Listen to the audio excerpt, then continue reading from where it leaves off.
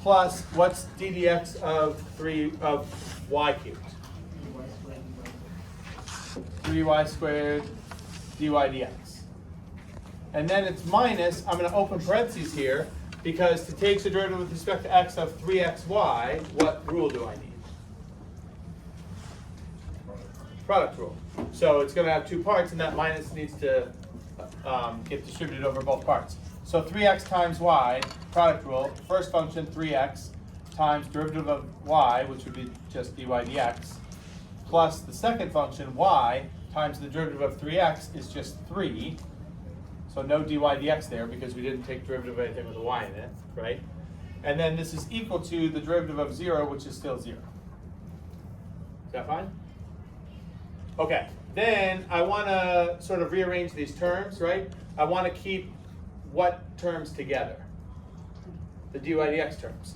So let's say I have the left side for dy dx terms. I'll take the dy dx out. What is attached to dy dx here? 3y squared and negative 3x. But the stuff that doesn't have dy dx in it, I'm going to move to the other side. There would be a negative 3y here. So if I move that over to the other side, that's 3y. And then this 3x squared doesn't have dy dx in it, so I bring that over as minus 3x squared. Is that fine? So then dy dx itself will be what I get when I divide the right side by what was next to dy dx. That's 3y minus 3x squared over 3y squared minus 3x.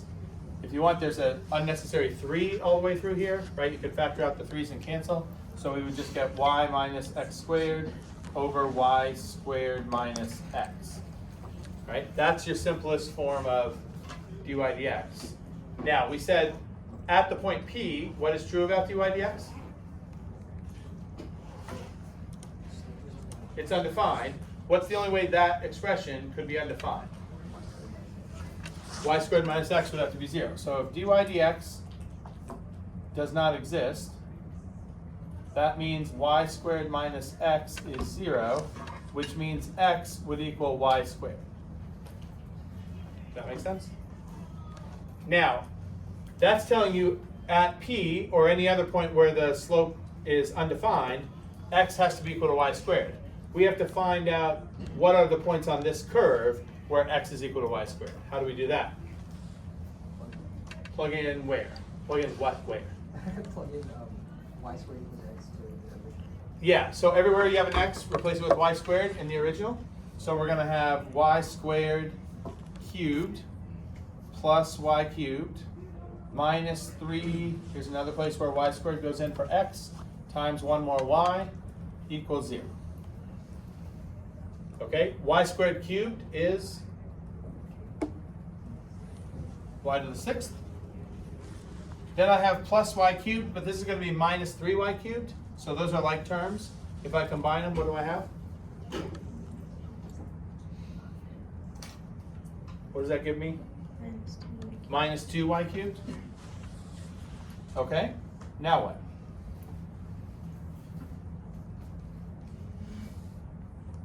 What should I do next?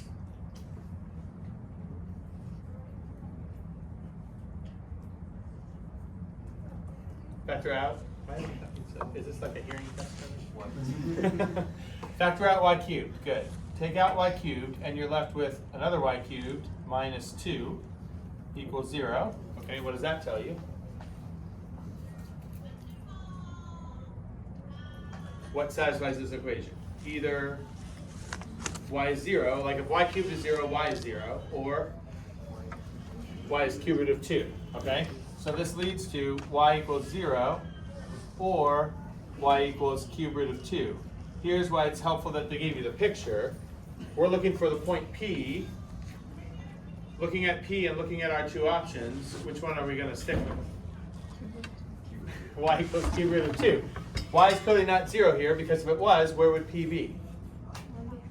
On the x-axis. Do you see there is a place where there's a vertical tangent where y is equal to 0, but that is not the point P that we're looking for. So we don't need this, we just need this. Okay? But we're not done with the problem yet. Do you see why? There's like one letter that is keeping us, this letter right here. right? It says determine the exact coordinates, plural, of the point P. We have the y coordinate, but we do not have the x coordinate. Now, there's a hard way and an easy way to get the x coordinate. Which way would you like to do? I don't want it. You guys are all glutton for punishment. I'm not doing that. I'm going to do the easy way. Does anyone know what the hard way is? We have the y, we need the x. The hard way might actually be the more obvious way. I don't know.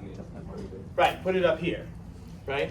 This is the equation for all the points. P is one of the points, so if you put the y in here, you can solve for the x. Okay, what's the easy way? What else has to be true about point P besides that it has to be on that curve? It's a point where the derivative doesn't exist, which we said in this curve means that x has to equal y squared. So if we have the y, all we have to do is square it, and then we have the x. Okay? So x would be the cube root, oops. It's the cube root of 2 squared. Can I write that better? Okay, 2 to the 2/3. So P would be located at 2 to the 2/3, and then the cube root of 2 is 2 to the 1/3. So there's your exact coordinates for point P. Make sense?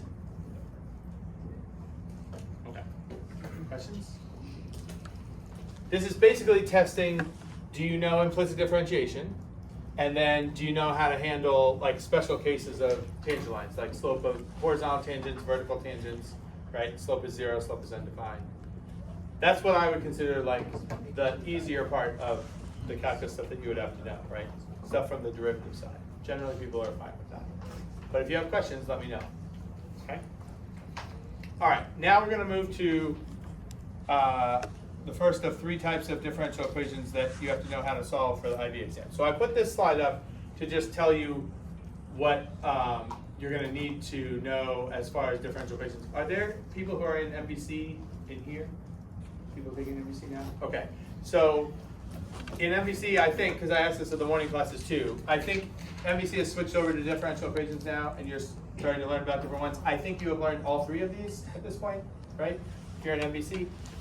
You will also learn, if you're taking that class, Ms. Getz's class, that there are like lots of other kinds of differential equations too. This is not all there is, but this is all there is as far as the HL exam is concerned. If IB asks you to solve a differential equation, it has to be one of these 3 types. Now that's actually a little bit higher expectation than you had in BC, because AP says if you have to solve a differential equation, it will only be separable. That's what you learned how to do last year, and that's what we're going to go over this today. But the next couple of days, I'm going to show you what first order linear and homogeneous differential equations look like. And it's going to be important that you can recognize when the equation is presented to you, which type is it. Some actually qualify as more than one, but you need to know the type because the way of solving each of these is specific to the type. So you solve separable one way, you solve first order linear another way, you solve homogeneous a third way. So you have to be able to identify which type am I looking at so you know which technique to apply. But there are only 3 techniques that you're going to need to know. Okay? And one of them is separable, which you've done before. We're just going to go over it today. All right. So this is an example. We're going to do a couple of just very straightforward examples, and then we're going to get to the one that's on the handout. That other handout that you picked up that's not the homework sheet has a third example, but we'll do these 2 first. So separable differential equations, the name suggests that to solve a separable differential equation, you have to separate something. What is it that you're separating? Well, that's true, but more generally. It's like, what are we separating? dy and dx get separated as a consequence of a larger issue that we're separating the variables, dx, x and y. So you want to rearrange the equation. We're going to be able to split this dy dx term. You can think of that as like the quotient of 2 differentials, dy over dx. So we could like multiply through by dx and get the dx on the other side. And ultimately, that's what you want to do. You want one side to be dy and the other side designated as dx. And on the dy side, only y stuff should be there. And on the dx side, only x stuff should be there. Okay? And generally, when you need to move expressions from one side to the other, what tool are you using? What's the mechanism that allows you to move stuff from one side to the other? Multiplying and dividing. Okay? Now here, I'm actually going to do one thing first before I multiply or divide. Do you see what I need to do first to make this a little cleaner? Yeah, the 1 actually should go on the other side. So I have 2x dy dx equals y squared plus 1. Okay? And then if I multiply through by dx, I have a dy side and a dx side. But right now, although the variables are separated, they're on the wrong sides. I have y stuff with dx and I have x stuff with dy. You want the reverse of that. So you multiply and divide to get stuff to move around. So if I separate this properly and bring y stuff over to the dy side and send x stuff to the dx side, what does the y side look like? 1 over y squared plus 1 dy. And then what would be on the dx side?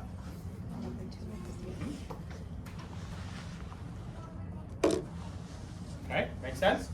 Once you get it to this form, this is the first time you should be introducing the integral signs. Because you shouldn't be thinking anti-differentiate until, in a separable differential equation, the variables have been separated. Okay? AP makes a big deal out of this. When they ask you to solve separable differential equations in like a free response question, this might be like a 4 or 5 point problem. The first point is going to be for separating the variables correctly, and then you integrate, and they'll have points for like correctly finding each antiderivative and other stuff you have to do after that. But they will say to the graders on a problem like this, if the student doesn't separate the variables properly first, they will not get any of the subsequent points, because if you start integrating mixtures of x's and y's on the BC Calc exam, you're going to be kind of like making up your own math. Like the results you get are not going to be correct. So it is important with separable differential equations that you think you've got to separate the variables first before you think about any integration. Okay?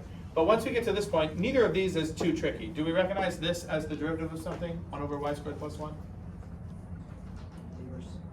It's an inverse trig function, but it's not inverse sine. It's inverse tan. It's in your packet. It's one of the standard integrals. It's 1 over x squared plus a squared is how it shows up in the packet, right? But this would be inverse tan of y.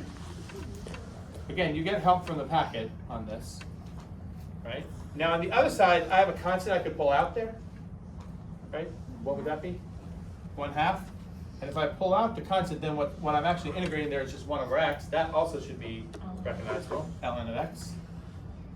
Implied absolute value when we do ln, right? And then there should be something else here? Plus c. And you can have the c anywhere you want. You don't need c's on both sides because you can combine the c's into one. I usually write it on the right. As long as you've got it there, that's what's important. Okay, now we talk about categorizing types of solutions. I think we talked about all of this in BC last year, so you may remember this. There's 2 different ways to categorize this. The first is general versus particular. Do you know, is this a general solution or a particular solution? It's general because of the appearance of C, okay?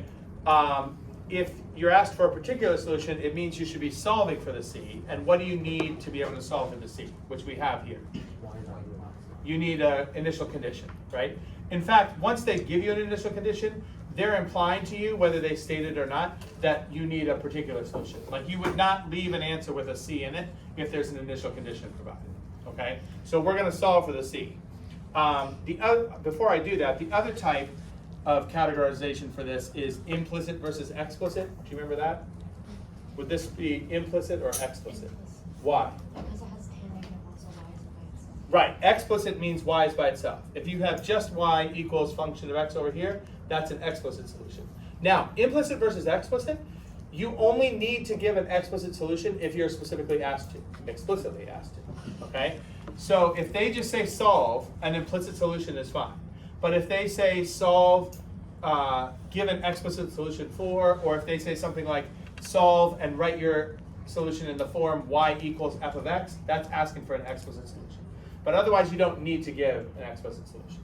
So here, we have to find the C. We have to go to particular, but we can leave it in implicit form if we want to. I'm going to leave this one. So let's solve for the C. Plug in. This says y has to be 1 when x is 1. So I go inverse tangent of 1 equals half of ln of 1 plus c. What's inverse tangent of 1? What's the angle that gives you 1 for tangent? 5 or 4. Equals ln of 1? 0. So this part is gone except for the c. So c is pi over 4. So our solution can be inverse tan of y equals half ln absolute value of x plus pi over 4.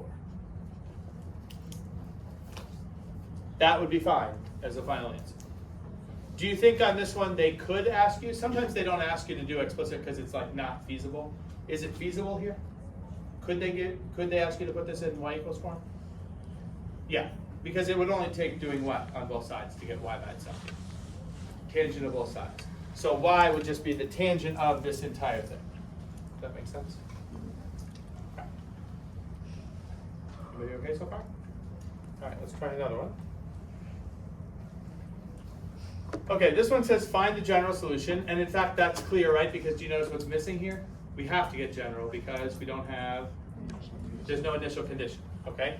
But again, it doesn't say implicit or explicit. Now this one, even though it doesn't say it, for practice, I'll go through the process of getting y by itself. It's good practice to see, but you should keep in mind that you don't have to do the getting y by itself part unless you're specifically asked to, okay? Now, the lesson for today is separable differential equations, so the implication is this must be separable. It is separable, but you probably want to rewrite the given expression in another way to see how you're going to separate the y's from the x's. You see what I would need to do here? Factor out the y. So it's y times x squared plus 1 over x squared minus 1. And then if I rearrange stuff, y stuff with dy on the left, x stuff with dx on the right, what's the y side looking like?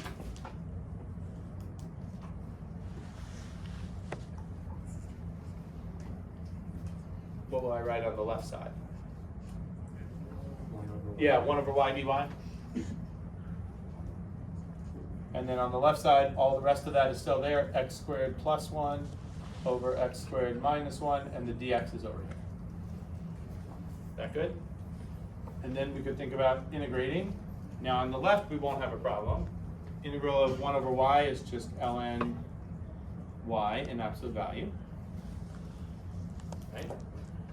On the right, that one's going to take a little bit of work. This is why we did the integration stuff at the beginning of this unit, right? So think about what we've talked about earlier this unit. How might I integrate x squared plus 1 over x squared minus 1? Does anything come to mind?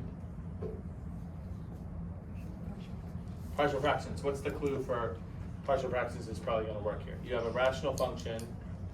What is the signal that probably you should be thinking partial fractions? Denominator factors, right, exactly.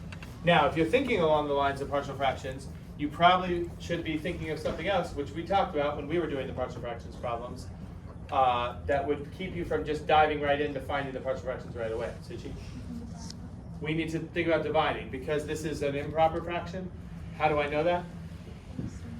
Yeah, same power. You need the power on the top to be lower than the power on the bottom if it's a proper fraction where you can like go to partial fractions right away. So you need to at least think about dividing. Now, in this one, I could get around the dividing. I could do something a little creative here. Do you see? I'm thinking of this because the numerator and denominator look so close to each other already. I could write this as x squared minus 1 plus something over x squared minus 1. Like, what can I put here that makes the numerator equivalent to what I originally had? 2, right? But you see why I might write it like that? Separate? Yeah, so I have x squared minus 1 over itself plus 2 over x squared minus 1, which, because x squared minus 1 over itself is just 1. So now I have 1 plus 2 over x squared minus 1. This is the proper fraction that you have to do the partial fractions on.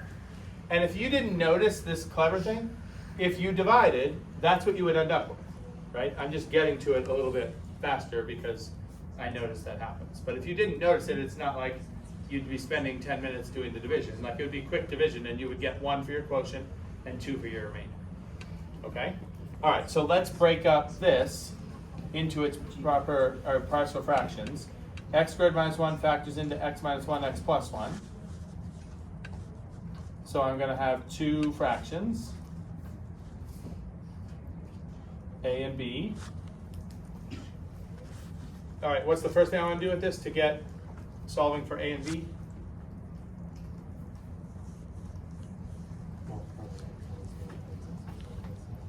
Yeah, multiply through the whole, like clear the fractions, right? So on this side, just 2. The a now is going to be multiplied by x plus 1, and the b by x minus 1. And this is like the easiest case of partial fractions, right? We can just choose our x values. What would be a helpful x here? 1 would be nice. That will give me 2 equals 2a. This is a plus, right? So a is 1. And then what else helps if I let x be? Negative. That will get rid of the a, so 2 will be negative 2b. So b is negative 1. Okay? All right, so we're going to rewrite our original problem here. This fraction we now say is 1 plus the breakdown of this into its two partial fractions, 1 over x minus 1 minus 1 over x plus 1. And now these three things are all easy to integrate, right? So I have ln of y equals antiderivative on this side. First they'll have x plus ln x plus 1, all absolute values, or x minus 1, all absolute values in here, right? Minus ln x plus 1, and then plus c. Okay? Now, strictly from the directions given, you could stop there. That's a solution. It's general. We have to have general because there's no initial condition. And it's implicit. It doesn't have y by itself, but we weren't asked it. But I want to just practice getting y by itself, and this is a good one to practice that with. Okay? Since I'm going to get y by itself, and y is inside of ln, eventually to get the y out of ln, I'm going to need to do what? What undoes ln? Okay. But since I have two ln expressions over here, I'm going to do e to the left equals e to the right. It's going to be easier if I combine those ln's first, right? Less work for me later. So let's do that. ln of y equals x plus, if I combine these two into one ln, it's ln of what? X minus 1 over x plus 1. And then I still have the plus c.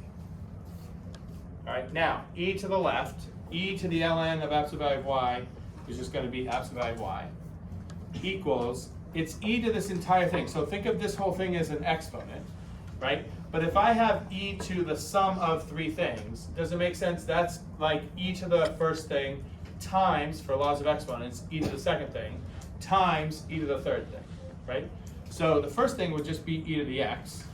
But the second one, if I do e to the ln of something, then what I'm going to get back is just what I had inside of ln, right? So this is just the absolute value of x minus 1 over x plus 1. And then the third one, e to the c, e raised to the c is also a constant, so I can just call that c. Okay, are we good so far? Now I don't quite have it yet because I've still got y inside of absolute value. If I drop the absolute value, I introduce a plus or minus. Actually, I have absolute value in both places, so I'd actually have plus or minus in both places, but I could just move all the plus or minuses to one side. And plus or minus attached to a c, plus c or minus c is still a c, right? So I'm going to write it here first so you see that I was thinking about it, but it can actually just get swallowed up in the c. So I could say my final answer is just y equals a constant times e to the x times the fraction x minus 1 over x plus 1. Is that fine? But this answer would only be necessary if you are asked for an explicit solution. Otherwise, you could have stopped here. Okay? And in fact, you probably would want to stop here because this is taking extra time and it's not getting you any extra points unless you are asked for the explicit solution. Right? So there is an argument to say, like, don't do this unless you need to. Okay? I will also tell you another place, though, where IB is nicer to you than AP. On AP, if they asked you for just, if they didn't say, give an explicit solution, and so this would be okay.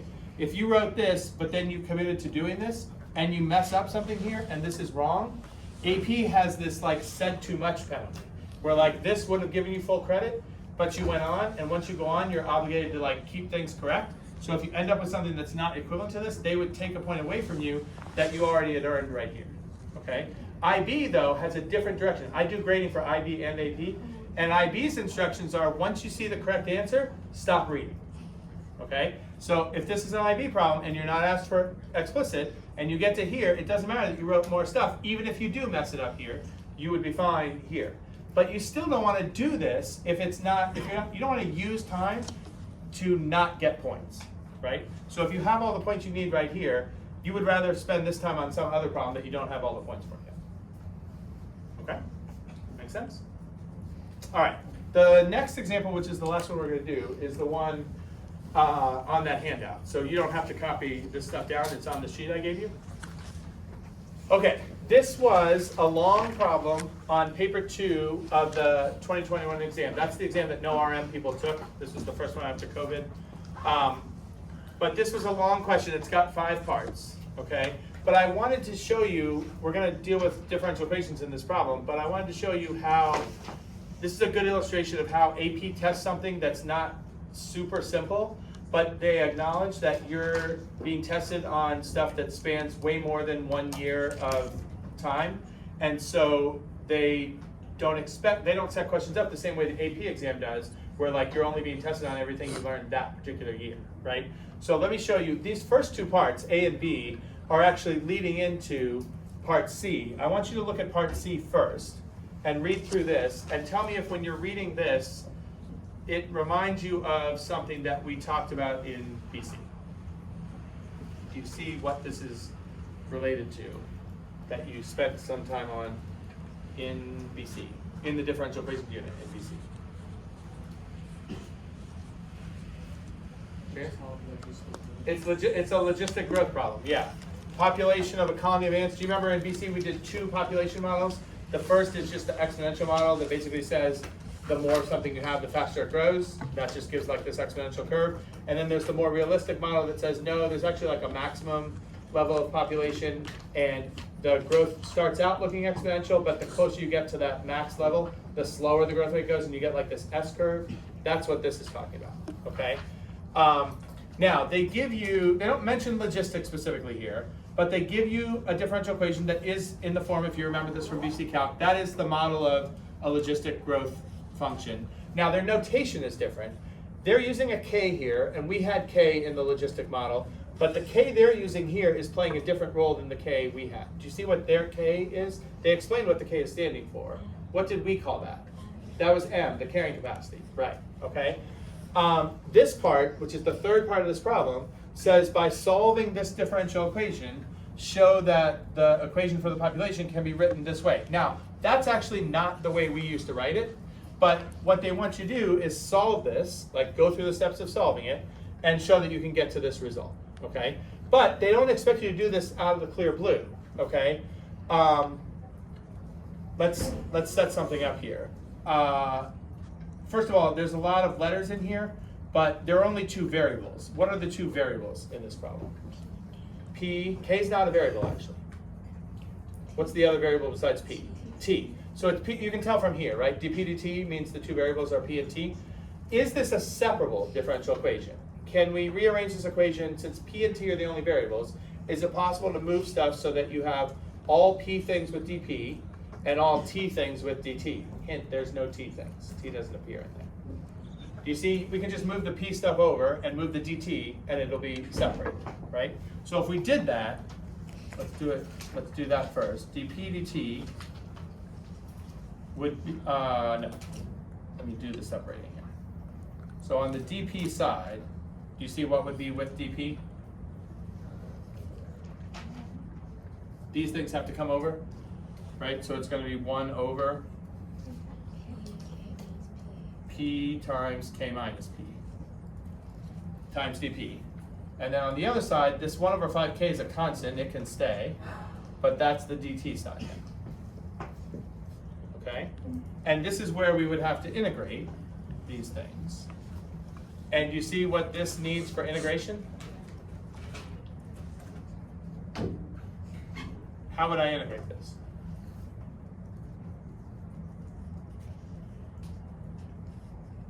Anybody see? From this one? This one's actually easy because this is integrating with respect to t. So this is just a constant. This integral is just going to be that times t, right? That one's quick. This one's actually harder. It's not u substitution. Maybe I'll just wait for a second, because if you're thinking like, I don't know what to do with this, that's actually the reason why they have these two parts ahead of this. This wasn't the first part of the question. The first part of the question gives you this function, 1 over x times k minus x. Notice that looks a lot like the thing we're about to integrate. And it says that expression can be written in this form. Do you see what they're doing here? That's partial fractions, okay? So they're reminding you about partial fractions in this part of the problem because you're about to need partial fractions in part C. That's why they're doing it that way. So you get 3 points here just for doing the partial fractions process, like what we just did in the example a couple minutes ago. So let's do that.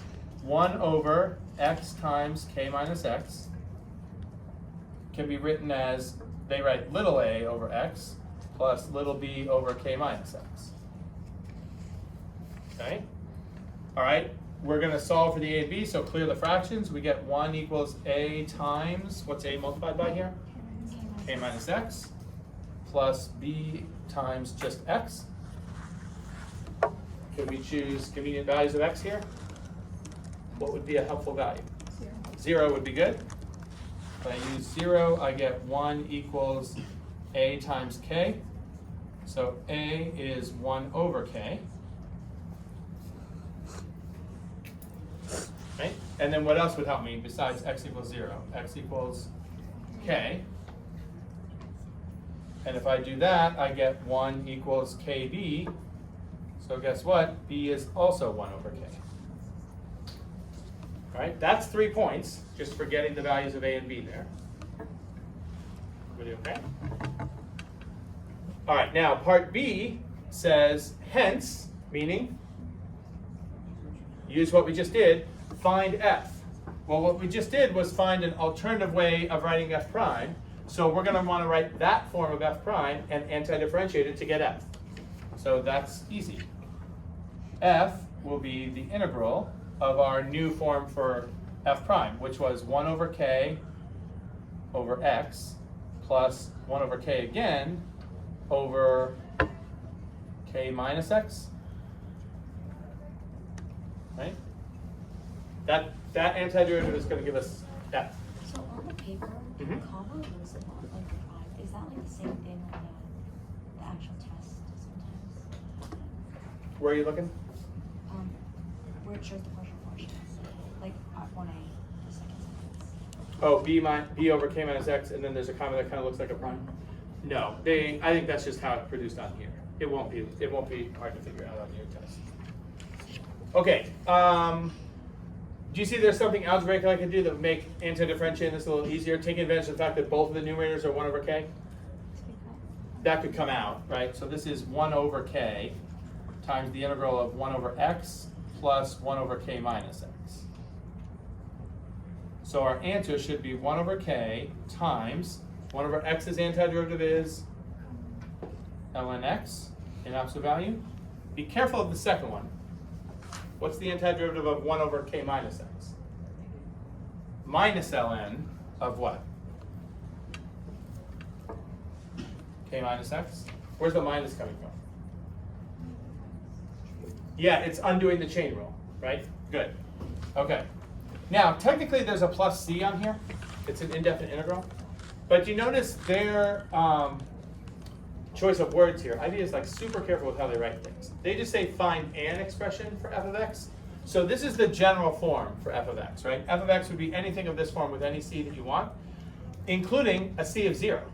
So if you just wrote this and didn't even have the plus c, that is an expression for f, right? There's infinitely many correct f's. You could have the plus c, you could have a c in there, you could have a c of 0. Any of those would be fine. Okay? That's another 3 marks on this problem. Okay? Now, since they've had you do this, then they introduce this logistic model, and they want you to solve the differential equation. And so the first step is this. And when you look at this, you're like, oh, I have to anti-differentiate this. But you see, this is exactly what we just did, except the x's have been replaced with p. So this answer, we can just copy our answer from b, replacing the x's with p's. So we should get here 1 over k times And then what am I going to have here? ln p. And then what was the rest of it? Minus ln k minus p. Okay. I could put a plus c here, but I'm going to have a plus c anyway on this side, right? What is this antiderivative again? We said that one was easy. 1/5kt. Right, so it's going to be, the t is on top, right? So it's t over 5k, or write it however you want to make sure that the t is not in the denominator. And then it's plus c. Now, do you notice something I forgot? I didn't put absolute value there. I didn't forget. I intentionally didn't write it. Do you see why? There can't be a negative population. Oh, I did forget that. I did actually forget that. No, very close. Yeah. I was so excited about intentionally forgetting something that I accidentally forgot something else. Okay. Why don't I need absolute value here and here? That's population. Population can't be negative, right? What about this k minus p? What is k again? Max. The maximum value of the population. So k minus p, what do we know about that? That's got to be positive too. So we don't need absolute value in either of those places. If you put absolute value, we'd be wrong. It's not wrong, no, but it's, do you see you're like justified in leaving it off, okay? Now, this is 8 marks, okay? We have not done 8 marks worth of stuff, but we have done, like this would get you some of those 8 marks. But the rest of it is mostly algebra because we have to get the solution in that form. They're asking for an explicit formula, right? P equals, and notice there's no C in this. We have a C, but we have an initial condition. We said, we're told that the population is 1,200 when t is 0, okay? So there's 2 things you still have to do here. We have to solve for the C, and we have to do a lot of algebra to get p by itself. We won't have time to do, I'm going to ask you to try to finish just this. You don't have to worry about D and E, but I want you to try and work from where we leave off here to getting that. You know what you're supposed to get. Can you do the algebra to get there? Okay, I'll start you off though. What do you see algebraically as something to do right away that would make this simpler? Multiply by k. Yeah, there's a k in the denominator on both sides, so we could get rid of that. And then I could also combine these logs, right? So if I write one log over here, it's ln of p over k minus p. And on this side, remember the k is gone now, so it's just t over 5 plus c. By the way, since I'm multiplying through by k, and k is a constant, it's the upper bound, right? K times this constant c is just another c. So I don't have to write like ck there, right? Okay? So that's one piece. After this, it's sort of personal preference. You have 2 separate things to do. You need to get p by itself, and you need to solve for the c. I think maybe you could make a slight argument that it might be easier to just go ahead and solve for the c now. Plug in 1,200 for p. At the same time, you're plugging in what for t? 0. And solve for the c. If you do that now, you're going to get c to be an ln expression. So you put that ln expression in here, and then you start working on getting p by itself. So you got to like e both sides. There's still going to be some work here because this isn't a regular p yet, right? So I want you to